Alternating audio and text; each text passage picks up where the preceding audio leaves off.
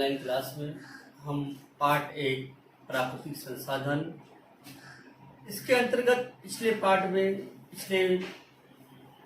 Class में हमने हवा के बारे में जानकारी प्राप्त किया था। इस प्रकरण में हम आज वायु प्रदूषण क्या होता है और ओजोन की परत, इसके बारे में विस्तृत अध्ययन करेंगे। सर्वप्रथम वायु प्रदूषण क्या होता है आप सभी जानते हैं। आजकल जो हमारी वायु है दूषित हो रही है। इसका मुख्य कारण ईंधनों के ज्वलन से उत्पन्न दूषित गैसें, कारखानों से निकलने वाला धुआं, ये हमारे वायुमंडल को प्रदूषित कर रहा है।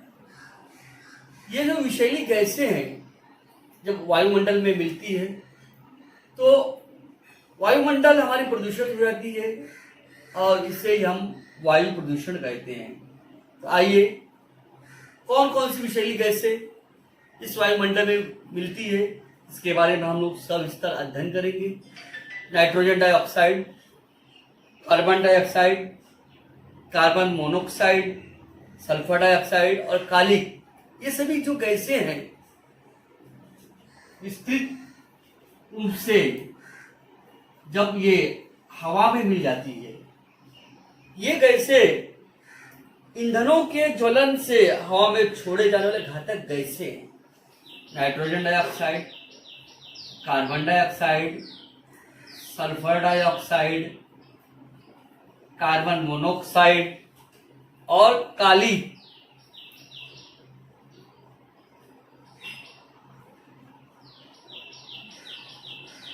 इससे हम पढ़ेंगे नाइट्रोजन डाइऑक्साइड।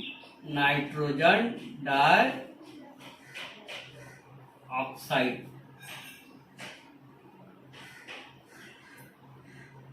ये क्या है?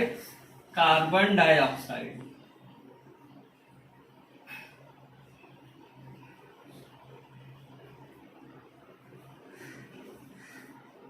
सल्फर डाइऑक्साइड,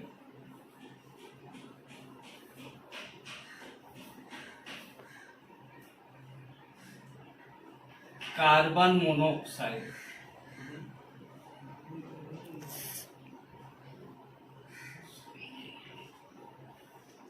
ये घातक गैसें हैं, विषैली गैसें।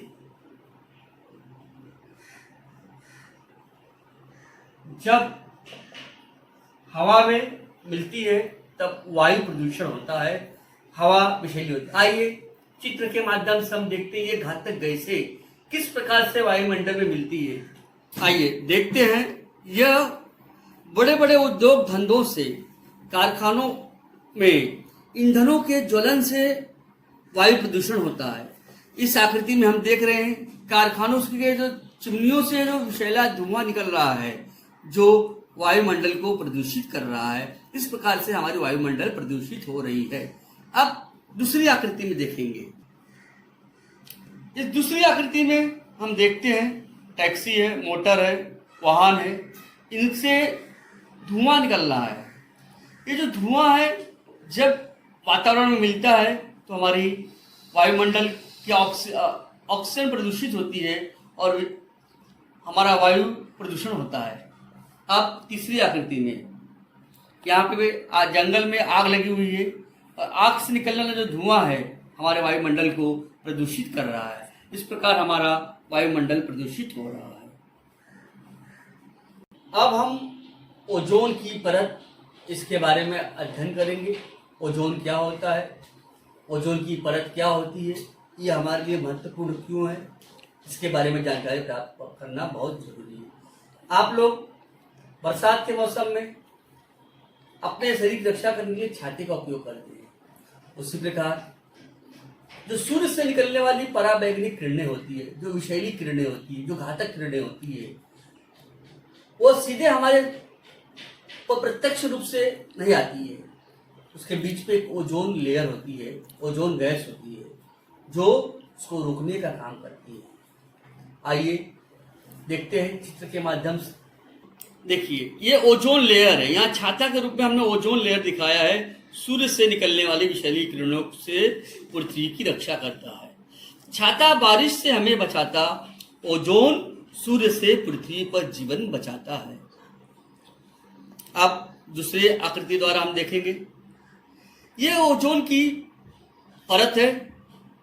जब सूर्य से निकलने वाली विषैली किरणें जब इस ओजोन परत पे पड़ती है, यह ओजोन की परत उस पराबैंगनी किरणों को अवशोषित कर लेती है और सजीव सृष्टि की रक्षा करती है। और ओजोन गैस इन किरणों को अवशोषित कर लेती है, इससे पृथ्वी के सजीवों की रक्षा होती है। अब तीसरी आकृति में देखिए आप, यहाँ पर सूर्य से निकलने वाली पराबैंगनी किरणें, ये ओजोन लेयर रक्षा करने का काम कर रहा है। इस तरह से इस हानिकारक किरणों से ओजोन की परत रक्षा करने का काम कर रही है। अब अगली आकृति में देखिए, तो ओजोन का महत्व सभी लोग समझे, इसी उद्देश्य से पूरे विश्व में 16 सितंबर के दिन विश्व ओजोन दिवस मनाया जाता है। तो ओजोन दिवस द्वारा हम ओजोन के महत्व को समझाने के लिए ओजोन संरक्षण दिवस भी मनाया जाता है। अब हम जल के बारे में अध्ययन करेंगे। जल क्या है? जल के बारे में आप सभी जानते हैं, जल के बिना हम जीवित नहीं रह सकते हैं। जल ही जीवन है। जल का उपयोग हम प्रतिदिन करते हैं। हमारे सवेरे शुरुआत से ही हम जल का उपयोग करते हैं। जल का उपयोग हम कहाँ करते हैं, इसके बारे में हम आकृति द्वारा देखेंगे। और जल क्या है इसको भी समझ, जल के महत्व को हम आकृति द्वारा समझते हैं। इस आकृति में जल के महत्व को हमने समझाया है। जल ही जीवन है। जल के बिना जीवन की कल्पना मुश्किल है। इसीलिए हमें जल का बहुत सावधानीपूर्वक उपयोग करना चाहिए। जल का दुरुपयोग नहीं करना चाहिए। जल कैसे प्राप्त होता है, अब हम इस आकृति के द्वारा देखते हैं। जल चक्र, यहाँ पर हम देख रहे हैं जल चक्र। पृथ्वी के पानी का नियमन जल चक्र द्वारा होता है। इस जल चक्र के लिए वाष्प की आपूर्ति करने का बड़ा काम महासागरों द्वारा होता है। इससे वर्षा होती है और जमीन पर मीठे पानी के स्रोत का निर्माण होता है। पानी प्राप्त करने के लिए हम नालों, नदियों, छोटे तालाबों, झरनों, झीलों आदि जमीन पर स्थित प्राकृतिक स्रोतों का उपयोग तो हम करते हैं। इसके अलावा हम नलकूप, कुएं खोद कर भूगर्भ का पानी भी निकालते हैं। इसके साथ ही मनुष्य नदियों पर बांध तथा अन्य छोटे बड़े बांध भी बनाए हैं। आइए अब हम देखते हैं जल का उपयोग कहाँ कहाँ करते हैं। जल का उपयोग हम लोग सवेरे दैनिक क्रिया, दांत साफ करने के लिए करते हैं, नहाने के लिए करते हैं, यहाँ बाल्टी दिखाया गया है, कपड़े धोने के लिए करते हैं, पीने के लिए करते हैं और भोजन के लिए करते हैं, फर्श पोंछने के लिए भी करते हैं। लेकिन क्या ये सब दैनिक क्रिया करते समय हम जल का व्यवस्थित रूप से उपयोग करते हैं क्या? यहाँ पर देख रहे हैं बालक जल ब्रश कर रहा है, लेकिन नल को खुला छोड़ा हुआ है। यहाँ टोटी में से पानी गिर रहा है, नहाते समय पानी उसका दुरुपयोग हो रहा है। इस प्रकार हम जल का उपयोग करते समय पानी का दुरुपयोग नहीं करना चाहिए। अब हम देखते हैं कि ये जो जल पृथ्वी पर है ये कितना है। 97% जो जल है समुद्र और महासागरों में पाया जाता है। समुद्र और महासागरों में 97% होता है। अब ये जो हम डायग्राम के द्वारा बता रहे हैं कि इतना भाग, ये 97% भाग समुद्र महासागर में जल होता है। इसके अलावा भूगर्भ और जो बर्फ स्वरूप में जल की मात्रा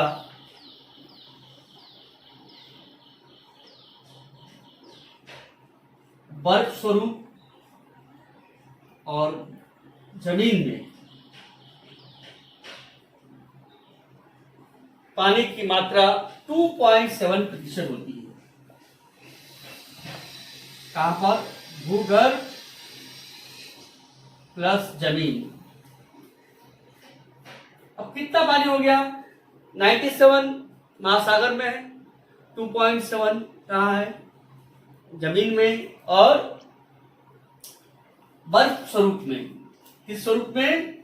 बर्फ स्वरूप में। तो हमारे पास पीने के लिए कितना पानी बचा? 97 प्लस 2.7, 99.7% पानी हमारे लिए उपयोगी नहीं है, क्योंकि ये समुद्रों और महासागरों में है। 97% पानी जो खारा होता है, जिसका उपयोग हम नहीं कर सकते, और कुछ पानी बर्फ रूप में है और कुछ जमीन में है। पीने के लिए कितना पानी है? तो कितना बचा? 0.3% पानी। टोटल करिए 100%। तो हमारे पास पीने योग्य मीठा पानी कितना है? 0.3%। पानी अमूल्य है। हमारे पास जो पानी की संपदा है उसमें केवल पीने योग्य पानी केवल 0.3% है। इसीलिए जनसंख्या बढ़ रही है। बढ़ती हुई जनसंख्या के लिए पीने बढ़ने के कारण पीने की समस्या उत्पन्न हो रही है। इसलिए हमें पानी को बहुत ही व्यवस्थित रूप से उसका उपयोग करना चाहिए। पानी की उपयोग बहुत ही मितव्ययता से करो। पानी रोको, पानी रिसाओ, जहां संभव हो वहां पानी का संग्रह करो, यथासंभव पानी का पुनः उपयोग करो। रखा हुआ पानी कभी बासी नहीं होता है, पानी कभी बासी नहीं होता है, और इसका उपयोग हम कर सकते हैं। इस प्रकार बढ़ती जनसंख्या, उद्योग, कृषि के लिए पानी का अनियंत्रित उपयोग होने के कारण पानी कम पड़ने लगा है। इसके लिए हमें पानी का दुरुपयोग नहीं करना है, पानी का व्यवस्थित ढंग से उपयोग करना है। पानी एक बहुत बड़ी हमारे लिए मूल्यवान वस्तु है। जल ही जीवन है। इसलिए मैं आपको यही कहने जा रहा हूँ, जल का यथासंभव उपयोग करें, उसका दुरुपयोग न करें, क्योंकि जल नहीं मिलेगा तो हमारा जीवन नहीं रहेगा। इतना कहकर मैं अपने आज की क्लास को समाप्त करता हूँ।